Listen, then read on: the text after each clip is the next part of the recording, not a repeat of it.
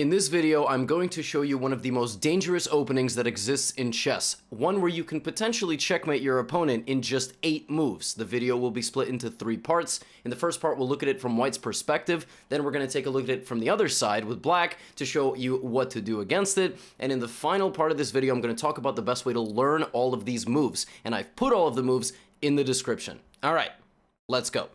So this is the fried liver, and it begins after the moves E4, E5, which is already very standard, knight F3, knight C6.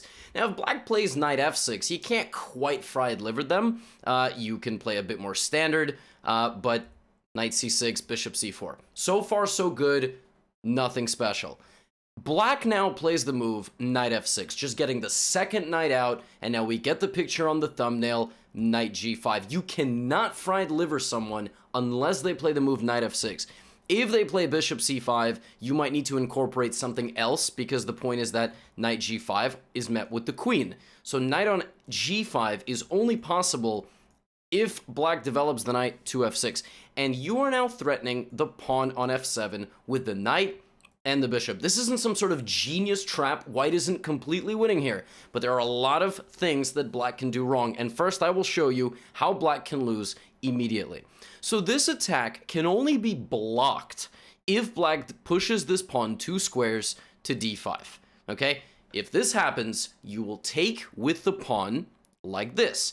Now, the move that Black can play here, which causes so much trouble, is the extremely natural recapture with the knight, which just seems blatantly logical because if you take, I just take and I'm fine.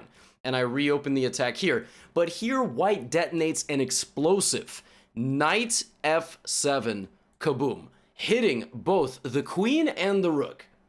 This is a huge problem. Now, Black takes, because if Black doesn't take, you get huge material. And when you see this and this, you bring out the queen with check on f3. The queen attacks the king, and a double attack with the bishop on the knight. And now, the very first game I ever played in a chess tournament went like this. My opponent hit on g8, bishop takes knight, is a mate. I mean, Black has one way to get out of it. They can sacrifice the queen, and then Black has one more way to get out of it, and that's to bring the bishop. So officially, it'll take you 10 moves, but it's mate on the 8th move if king to g8 happens. Now, the best move after queen to f3 is not for this to happen. I mean, I wish I could end the video there, but I'm going to give you all of the secrets. Of course, if Black moves the king anywhere, you just take the knight if it's free. If Black blocks on f6, you can take like this, and that's a completely winning position.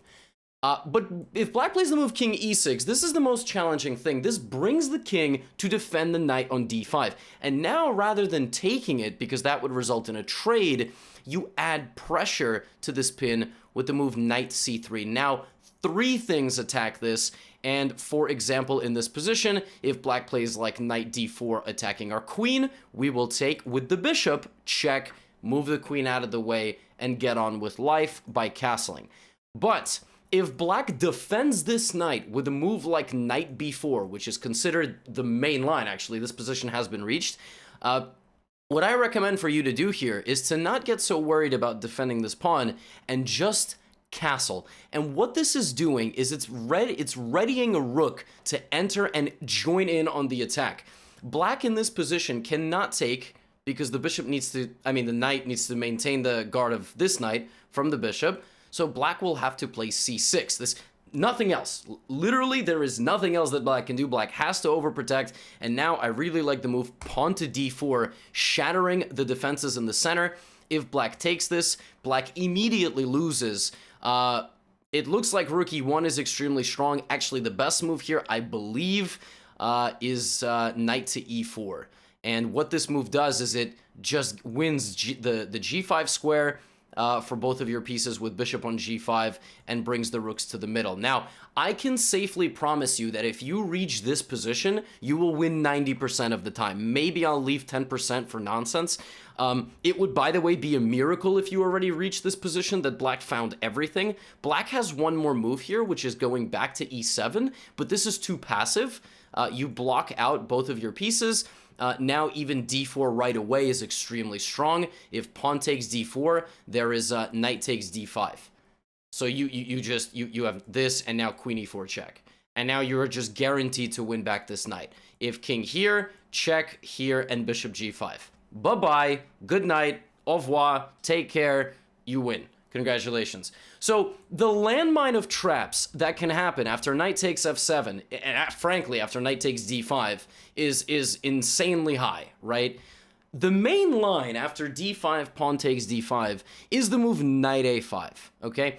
Knight to a5 is considered like, even GMs are playing these positions. And now what's considered the main line for white is to give a check here with the bishop on b5. I can also recommend for you, if you don't want to study so much, the move pawn to d3, which the engine doesn't prefer as the main line here, but the point is that if you take so quickly, I mean, I just kind of get my pawns together, and black is considered totally fine here. The main line is to actually attack the knight, and now the knight cannot take because it's blocked, so something like this, push on e4, so if of course we take, we lose our bishop, like queen e2, and then something like this, where we've pinned the pawn to the king, it cannot castle, it cannot capture, but of course black can just castle on the next move and be completely fine.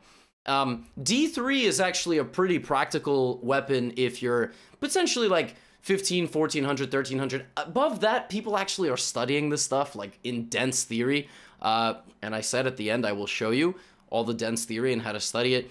So the main line here is to give this check on b5, black blocks with the pawn, sacrificing a pawn, and now white has a plethora of options, which I'm just going to show you as an introduction. The main, more trendy move is bishop back to d3. The other line is bishop back to e2. That's considered the massive main line. And there's also one tricky line, queen f3. And the point is that if c takes b5, you take on a8 and you win the rook. And okay, I mean, I'm not saying you are completely winning, but you know, black plays bishop b7, for example, you can take, and win another rook.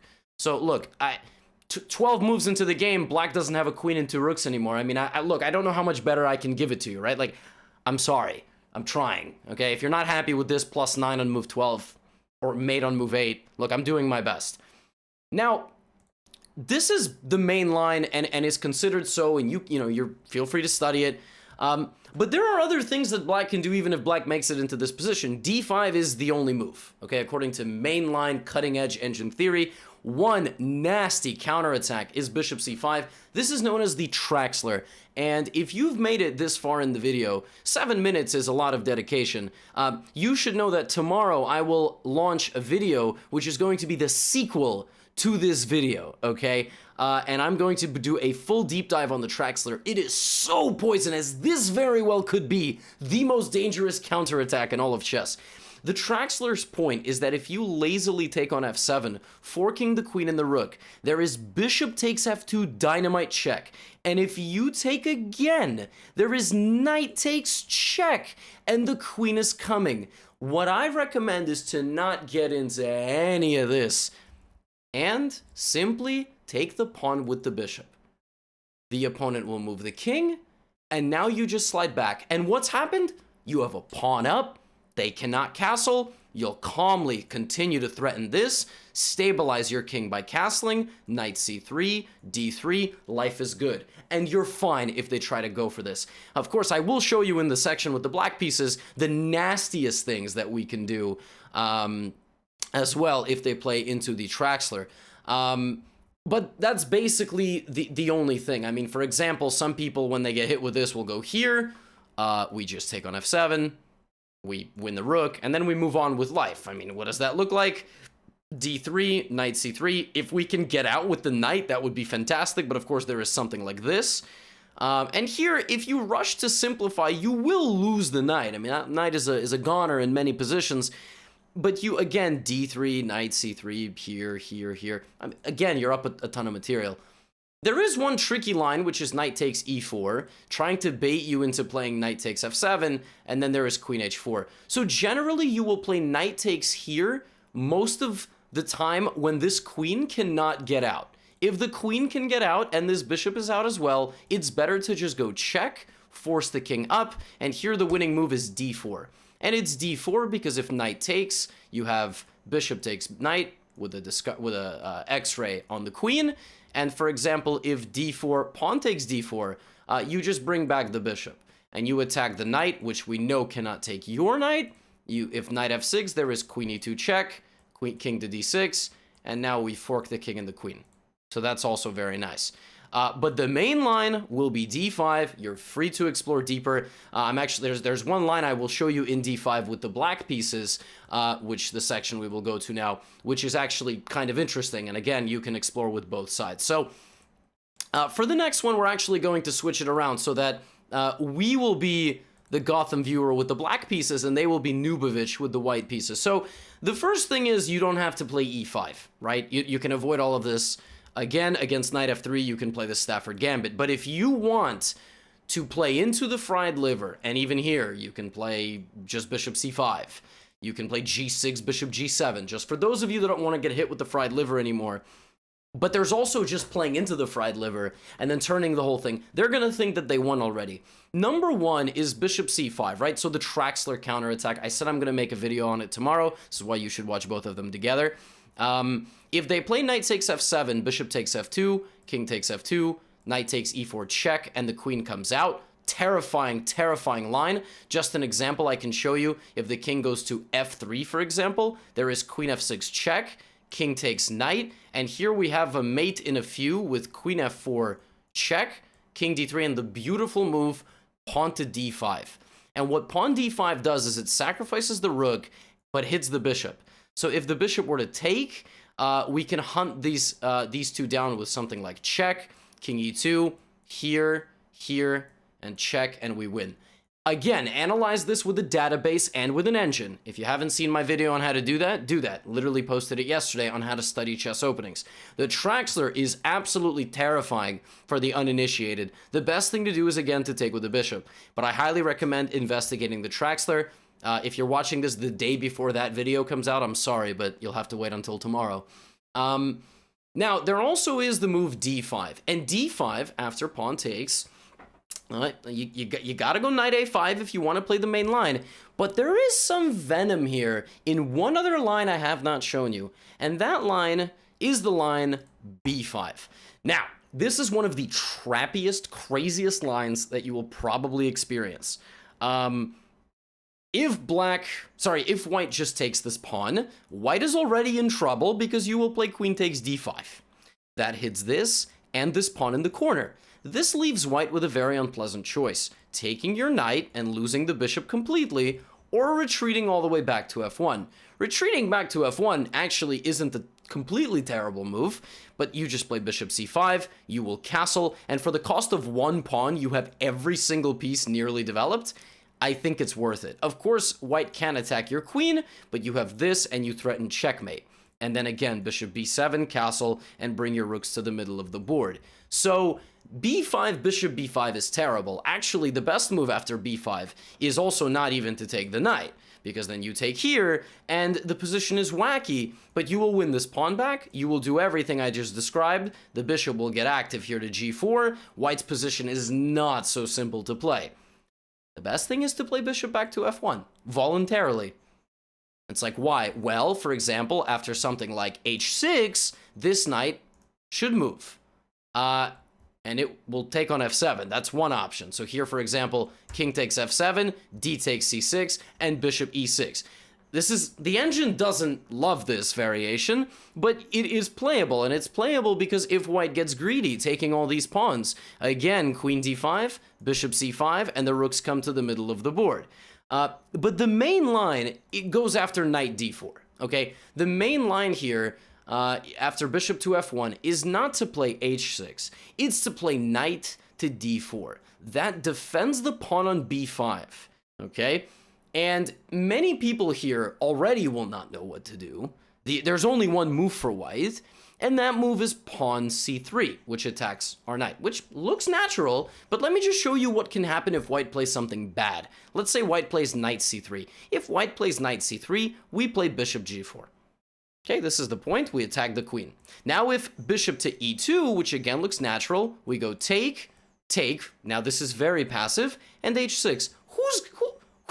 Whose mans is this on g5? So the knight's gotta go. If the knight goes here, we can take on f3, This is awful, and queen takes d5. We are no longer down a pawn. White's position is awful, and we are just much better here on move 11 with the black pieces. So the only move for white after knight d4 is the move c3. And here what I recommend is going knight takes d5, creating the attack on the knight, c takes d4, queen g5, allowing the bishop to return with the check on b5, and if white doesn't see that, if white, for example, just takes the pawn on e5, then after check, something like this, we have this, and we defend the pawn. And again, black is just doing very well here. In fact, black is better here. Black is just better. Why? We have 3 pawns and 3 pawns together, and they have a weak pawn on d2. Like white, like black is just better here. A little bit, but black is doing very well. In reality, if they play bishop b5, we just slide our king over to d8. And now white taking on e5 can lead to a catastrophe because we would just take on g2. Number 1. And there's other lines. So, for example, if queen to f3, which pins the knight like this, we have the move pawn takes d4. So there's this. And if bishop c6, which looks very natural, oh wow, a fork, we have knight to f4. And believe it or not, taking this rook is losing for white. Bishop takes a8, we have bishop to g4 attacking the queen. If queen to e4, we have bishop d6, gluing the position together. This is no longer a check. How do you stop rook e8? How do you stop rook e8? Let's say you play back to c6, preventing. f5, attacking the queen. Where's the queen gonna go? If the queen goes here, right, because that's the only, look at this, rook e8 anyway. What? Why? I'll show you. If bishop takes e8, we have queen e7 check. If king goes to f1, it's mate. So the queen has to block. We go check, king to f1, and we win the queen. And it's not just winning the queen. After queen to e4, it's mate in 7. White played natural moves, and on the 19th move of the game is getting checkmated immediately.